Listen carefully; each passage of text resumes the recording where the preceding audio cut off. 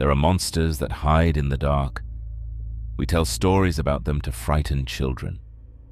We give them fangs and claws and glowing eyes. We make them supernatural because it is comforting to believe that true evil does not belong to our world.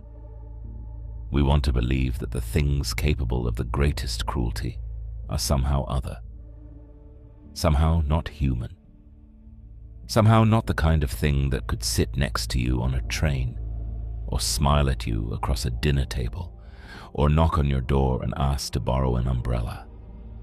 We build these monsters in our stories because the alternative is too disturbing to sit with. The alternative is the truth, that the capacity for the most extreme, the most sustained, the most methodical cruelty does not require supernatural origin. It does not require a curse or a demon or a dark ritual performed under a blood moon. It requires only a person who has decided that another person does not matter. And once that decision is made, once the line between human and object has been crossed in someone's mind, there is no limit to what they will do. This is not a ghost story. There is no supernatural entity to blame. What I am about to tell you is a true account, documented in court records, police reports, forensic examinations, and the testimonies of those who were there. Every name, every date, every detail I give you is drawn from the public record. I am not embellishing. I am not dramatizing. The truth in this case is already more disturbing than anything I could invent. This is the story of 44 days in a house in Adachi, Tokyo. It is the story of a 17-year-old girl named Junko Furuta. And it is the story of how an entire society, from the parents sitting downstairs to the justice system that followed, chose to look the other way. I want you to understand, before we begin, that this story has no redemption arc. There is no moment where justice arrives like a cavalry. There is no silver lining, no lesson about the resilience of the human spirit, no closing note of hope. There is only the truth, laid bare, and the weight of what it means that this happened, and that the men responsible are alive today, walking free, living under new names, in a country that decided their youth was worth more than her life. On March 29, 1989, in a reclaimed land area of Koto in the eastern part of Tokyo, a construction crew made a discovery. They found a 55-gallon steel drum. It was sealed shut. It was extraordinarily heavy for its size. And when they looked closer, they could see that it was filled, from top to bottom, with solid concrete. The police were called. Officers arrived and stood around the drum for a moment, uncertain of what they were looking at. Then they called for tools. It took hours to break the concrete apart. They worked through the afternoon, the sound of metal chisels against stone ringing out across the empty lot, the work slow and grinding and methodical. When they finally broke through the outer layer and reached the interior, the smell hit them first. It was the smell of death, of decomposition, of something that had been sealed away in darkness and left to decay for months. Officers stepped back. Some turned away. Then they continued working, because that is what officers do. They continue working even when every instinct tells them to stop. Inside the broken concrete, they found what had been encased within it. It was a body, or what was left of one. The remains were so degraded, so mutilated, that identification by sight alone was impossible. It was a girl.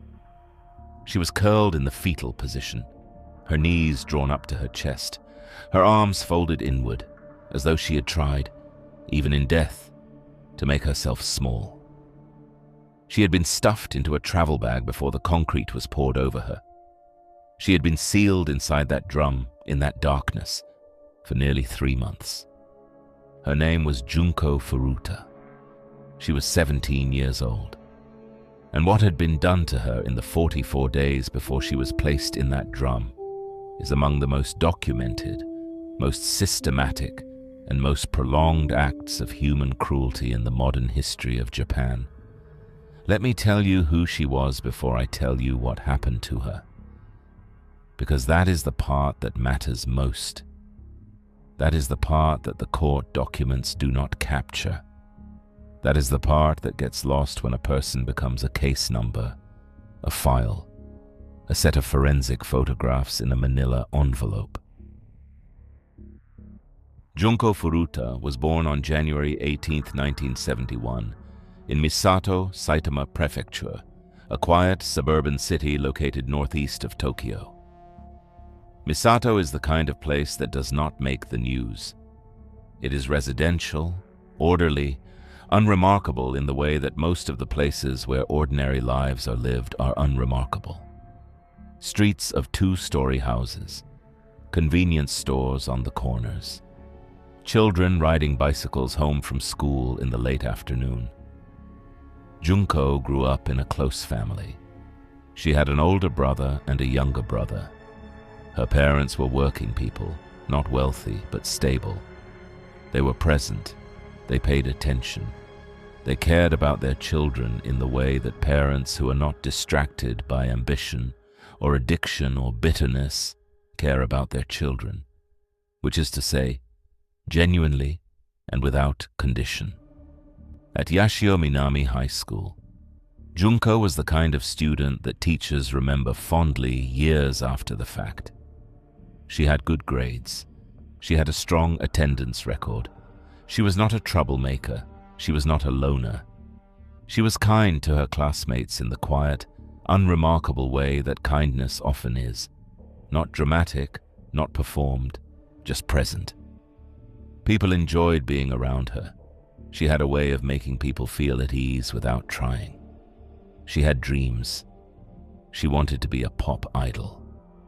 She loved music, the kind of bright, energetic J-pop that filled the radio in the late 1980s, and she would practice singing in her room, imagining a stage, imagining an audience, imagining a future that was entirely hers to shape. It was the kind of dream that a 17-year-old is allowed to have, the kind of dream that is fragile and precious and does not need to be realistic to be worth having. In October of 1988, she took a part-time job at a plastic molding factory near her home. She was saving money for a graduation trip. She had already been offered a position at an electronics retailer, a job she planned to start after receiving her diploma in the spring of 1989. Her future was mapped out in the way that futures are at 17, not certain, not guaranteed, but full of possibility. Full of mornings she had not yet lived, full of people she had not yet met, full of a life that was, by every measure, just beginning. On the evening of November 25th, 1988, Junko finished her shift at the factory. It was cold, the kind of cold that settles into the bones on a November night in the Kanto region, the kind of cold that empties the streets early and makes the lights of the convenience stores look warm and inviting from a distance. She got on her bicycle and began the familiar ride home. She had made this trip dozens of times. She knew every turn, every streetlight, every shortcut through the residential back streets. She did not make it home that night. Not far from where Junko was cycling, two teenage boys were riding motorcycles through the same neighborhood. Their names were Hiroshi Miyano and Shinji Minato. Miyano was 18 years old.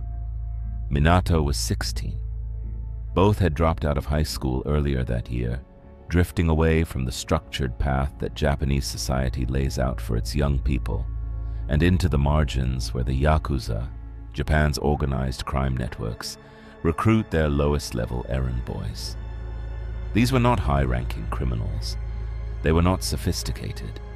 They were teenagers with just enough connection to violence to feel powerful, and just enough boredom to go looking for someone to use it on. They were riding through the neighborhood that night with no particular purpose. They were looking for someone to rob. They were looking for someone to hurt. They spotted Junko pedaling through the dark, alone, on a quiet residential street. Acting on Miyano's instruction, Minato drove his motorcycle directly at Junko's bicycle and kicked it out from under her. The bicycle clattered to the pavement.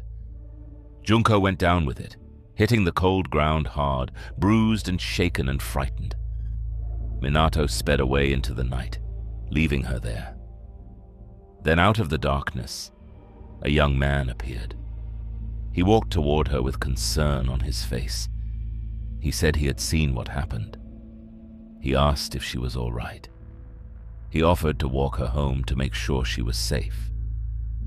His name was Hiroshi Miyano, the same boy who had ordered the attack. The same boy who had been watching from the shadows, waiting for the moment to play the savior. Junko, vulnerable and frightened and sitting on the cold pavement with a damaged bicycle, accepted his help. He led her away from the main road. He led her down side streets, away from the lights, away from the traffic, into the quieter parts of the neighborhood where the streetlights were farther apart and the houses were dark. And when they were far enough from anyone who might hear, far enough from anyone who might intervene, the mask came off entirely. Miyano told her he was Yakuza. He said it calmly, without raising his voice, the way someone states a fact they have stated many times before. He told her that he knew where she lived. He told her the address. He told her the names of her family members. He told her that if she screamed, if she ran, if she told anyone what was happening, he would send people to her home. He would have her parents killed. He would have her brothers killed. He would have everyone she loved killed. He called a taxi. He forced her inside. He took her to a hotel in Adachi ward in the northern part of Tokyo, where he raped her. This was day one. The next morning, Miyano took Junko to a park in the neighborhood. 3 other boys were already there, waiting. Shinji Minato, the boy who had kicked her bicycle the night before. Joe Ogura, 17 years old, the son of a Yakuza member, a boy who had grown up watching violence treated as currency. And Yasushi Watanabe, also 17, quieter than the others but no less willing to participate in what was about to happen. The 4 boys surrounded her. They repeated the threats. They told her they knew her address. They told her what would happen to her family if she tried to escape, if she tried to contact the police, if she told anyone at all. And then they told her where she was going. Minato's house, a 2-story residential home on an ordinary street in Adachi ward, Tokyo. His parents lived there. They were home most of the time. The house was not isolated. It was not a secret location. It was surrounded by other houses, other families, other lives being lived in the ordinary way. It was the kind of house that no one looks at twice. They walked Junko inside. They took her up the stairs to the 2nd floor. They put her in a room. They locked the door. When Junko did not come home on the night of November 25th, her parents were immediately alarmed. They called her friends. They called her school. They drove through the neighborhood looking for her. They called the police. A missing persons report was filed. Officers began making inquiries in the area. The boys had anticipated this. They had planned for it. They forced Junko to make a phone call. With her captors standing over her, listening to every word, monitoring every breath, Junko called her mother. She told her mother that she had run away from home, that she was safe, that she was staying with a friend and did not want to be found. She told her mother to call off the police. She said it in her own voice, the voice her mother had known for 17 years, the voice that her mother had no reason to doubt, no framework to question. Her mother believed her. The police, hearing that the missing girl had made contact with her family and claimed to be safe of her own volition, reclassified the case as a voluntary runaway. The investigation was suspended. Officers moved on to other cases. Junko was entirely alone. What followed over the next 44 days is documented in court records that run to hundreds of pages.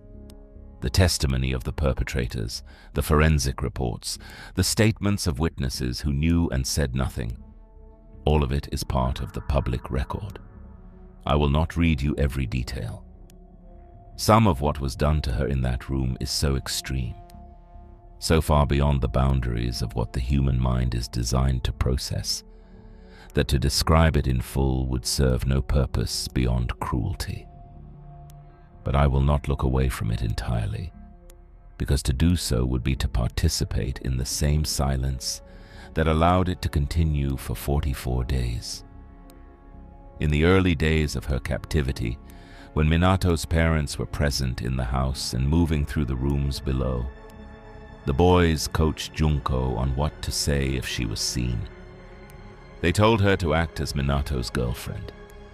They told her what expressions to wear, what words to use, how to behave as though she was there by choice. She complied. She had no choice. The threats against her family were the only thing tethering her to compliance, and she understood, with the clarity that extreme fear produces, that any deviation would be punished. But the pretense did not last long. Within days it became unnecessary. Minato's parents saw the bruises forming on Junko's face and arms. They heard sounds coming from the room above them at night, sounds that no parent could mistake for anything other than what they were. They saw the boys coming and going at all hours, sometimes in groups, sometimes carrying things into the house.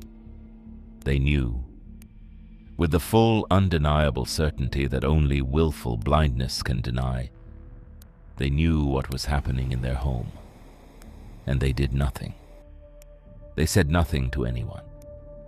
They later told investigators that they were afraid of their own son, that Minato had become physically violent toward them over the preceding years, that they had long since surrendered any authority over him, any ability to control what happened under their roof. They looked away. They went downstairs. They turned on the television. The house became a place where the rules of the world outside did not apply.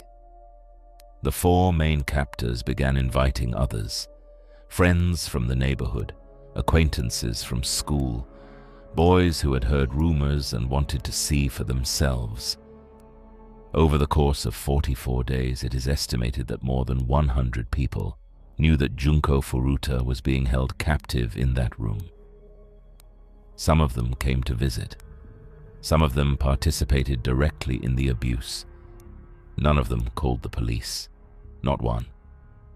Not a single person among the dozens who knew picked up a telephone and reported what was happening. The abuse was systematic. It was not the product of rage or passion or a moment of lost control. It was organized, deliberate, and escalating. It was the kind of cruelty that requires planning, that requires the active participation of multiple people, that requires a shared decision to treat another human being as having no value whatsoever. She was raped hundreds of times over the course of those 44 days. When she attempted to escape in early December, climbing toward a window, trying to reach the street below, the punishment that followed was severe and prolonged. They beat her face with their fists until her features were swollen beyond recognition. They beat her body with wooden sticks and metal rods. They burned her ankles with cigarette lighters, holding the flame against her skin until she screamed. They forced her to strip naked and stand on the balcony in the freezing December air while they watched from inside. They burned her with lighter fluid. They poured it on her legs, her arms, her hands, her genitals, and they set her on fire, watching her writhe and scream and beg for them to stop.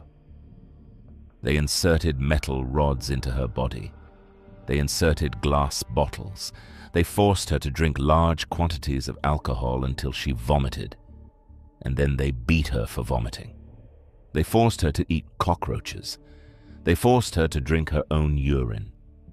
They forced her to perform acts of degradation designed not merely to cause pain, but to systematically destroy whatever remained of her sense of self, her dignity, her identity, her will to survive.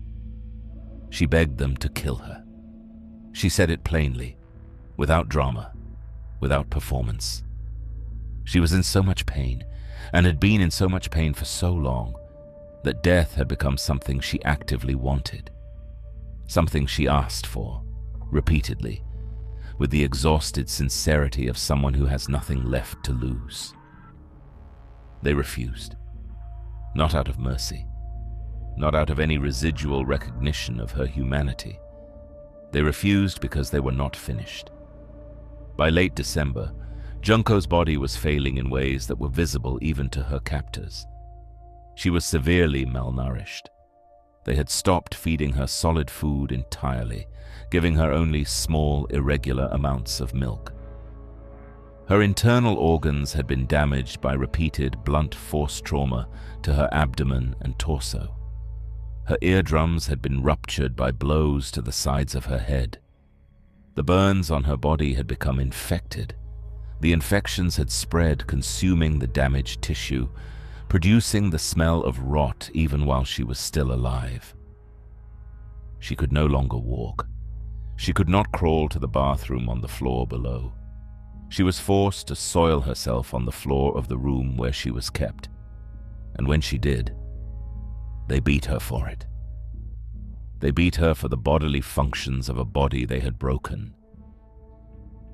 Her face was so swollen from the accumulated beatings that her eyes were forced shut. She could not see. She could barely hear. She could barely speak above a whisper.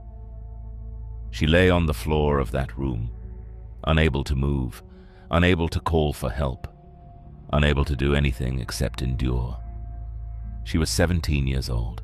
She was dying slowly, in a locked room, in a house where people sat downstairs watching television and chose not to hear what was happening above them.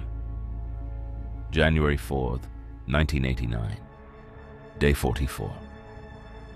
The boys had been out that evening playing mahjong at a nearby location. They had lost money. They were in a foul, agitated mood when they returned to the house. They went upstairs. Junko was lying on the floor where they had left her. She was barely conscious. Her body had been broken so thoroughly, so completely, that she could no longer respond to them in the ways she once had. She could no longer scream. She could no longer beg. She could no longer even flinch away from what was coming. She could only lie there, her eyes swollen shut, her breathing shallow and labored, her body a record of everything that had been done to it over 44 days. Miyano lit a candle. He dripped the hot wax onto her face, watching it harden against her skin. He placed shortened candles on her eyelids. The others beat her with iron pipes, swinging them with the casual, disinterested violence of people who have long since stopped thinking of what they are hitting as a person. They lifted a heavy stereo speaker and dropped it onto her stomach. They set her hands on fire again. The beating lasted for 2 hours. At some point during those 2 hours, Junko Furuta's body gave out. The accumulated trauma, the 44 days of starvation, of infection, of internal damage, of burns, of beatings, reached a threshold that her body could no longer survive. She went into traumatic shock. Her heart stopped. The boys did not realize she was dead immediately. They continued for a while. When they finally understood that she was no longer breathing, There was no grief. There was no horror at what they had done. No sudden recognition of the magnitude of it. No moment of reckoning. There was only the practical problem of what to do with a body. They discussed it among themselves. They decided on concrete. They found a travel bag and stuffed her body inside it. They found a 55-gallon steel drum. They placed the bag inside the drum.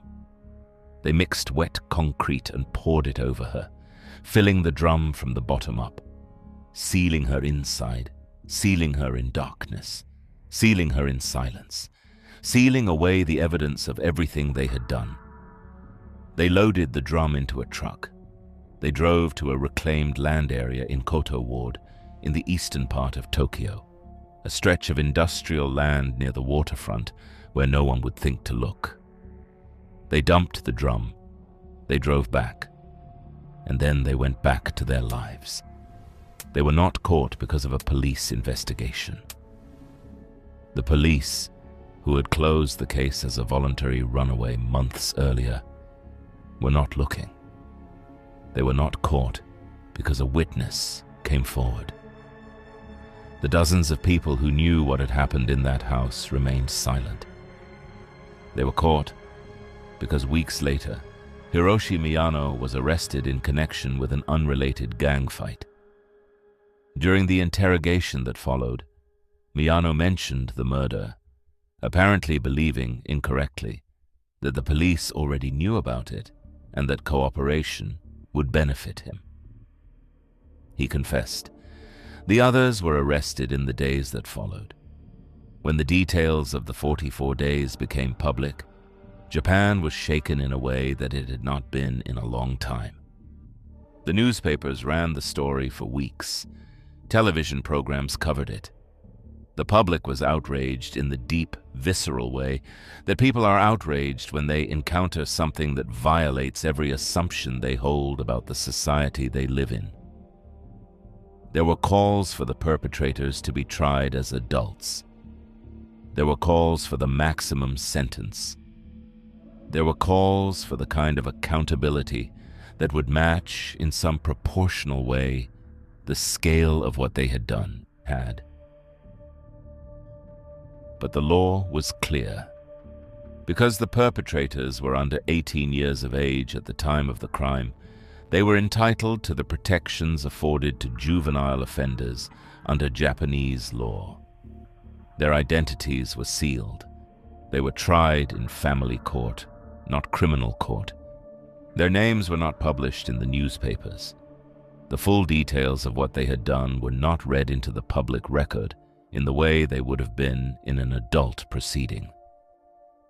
Hiroshi Miyano, the ringleader, the boy who had orchestrated the abduction, who had invited others to participate, who had been present for the majority of the 44 days, was sentenced to 20 years in prison.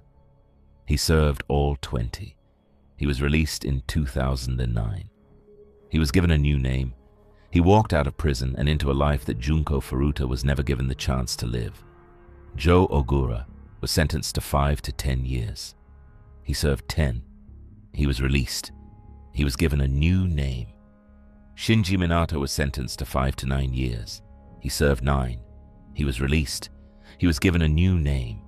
Yasushi Watanabe was sentenced to 5 to 7 years. He served 7. He was released. He was given a new name, 5 to 7 years. Read that again. 5 to 7 years for 44 days of the most systematically documented, most prolonged, most deliberately escalating act of torture in the post-war history of Japan. 5 to 7 years, and then a new name, and then freedom, and then the rest of a life. The monsters did not change. In 2004, Joe Ogura, living under his new name, was arrested again.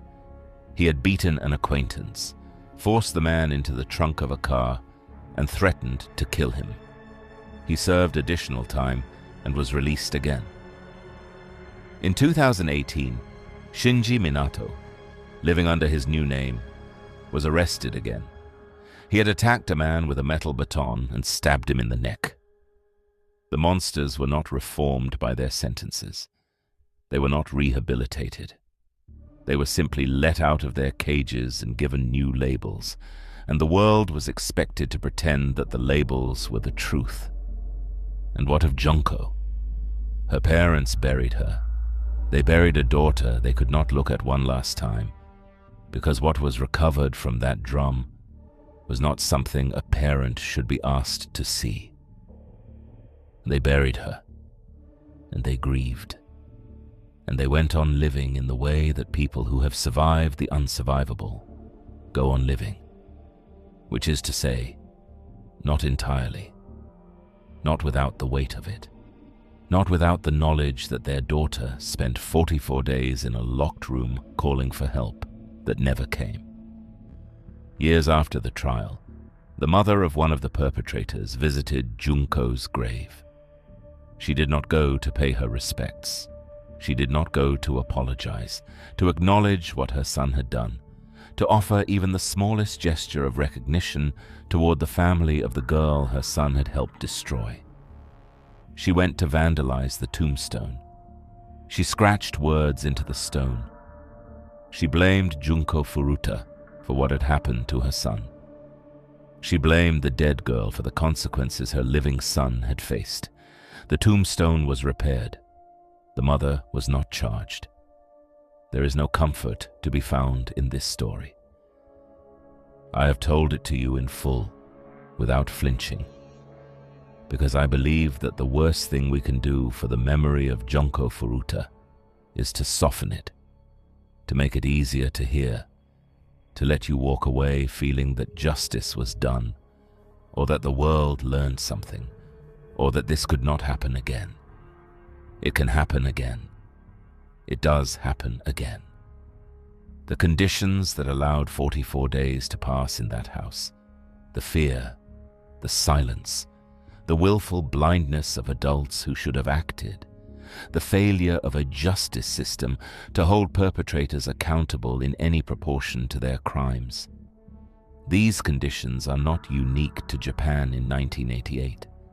They are not relics of a different era.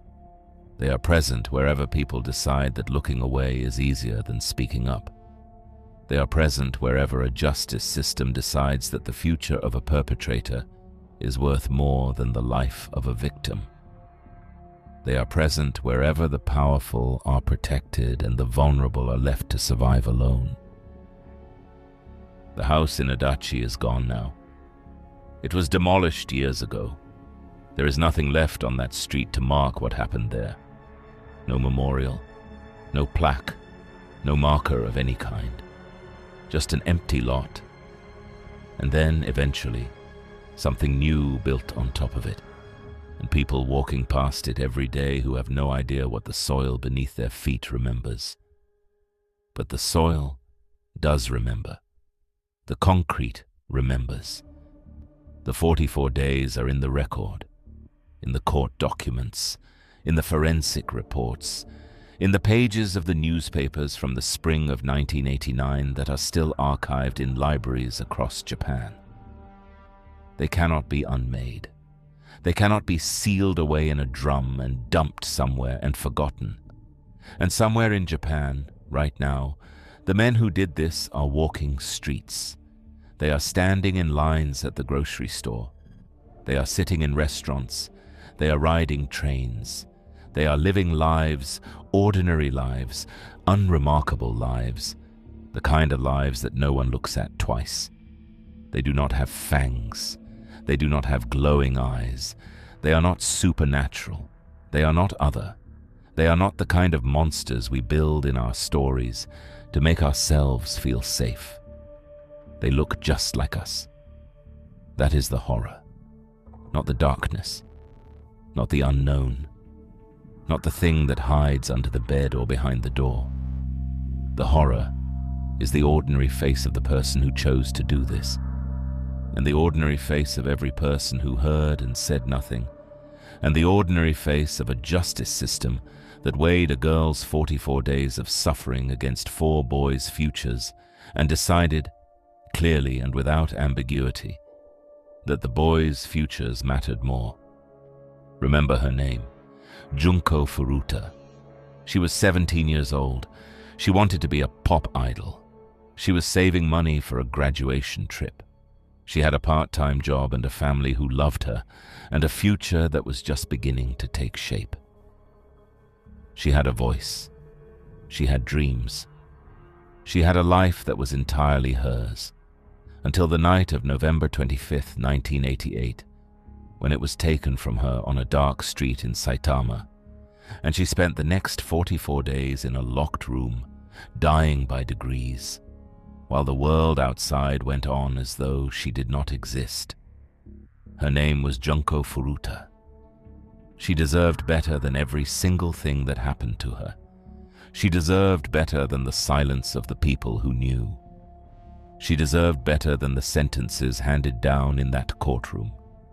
She deserved better than the mother who came to her grave not to mourn, but to blame.